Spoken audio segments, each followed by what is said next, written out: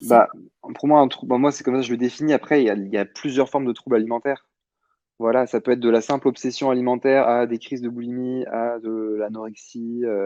Moi, c'est vrai que l'anorexie, c'est pas un sujet sur lequel je conseille, je coach, parce que pour moi, ça relève d'autres, quelque chose de, peut-être, voir un psychologue ou je sais pas, c'est pas un sujet sur lequel je partage beaucoup.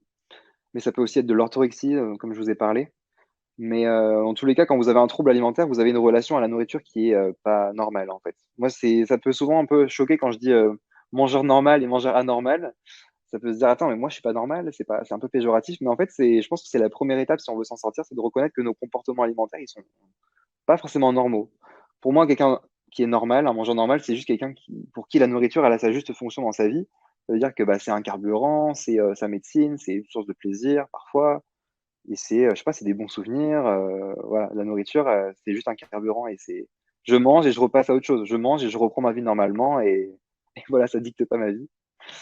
Et quand on a un trouble alimentaire, la nourriture devient en fait plus ben, un outil de contrôle.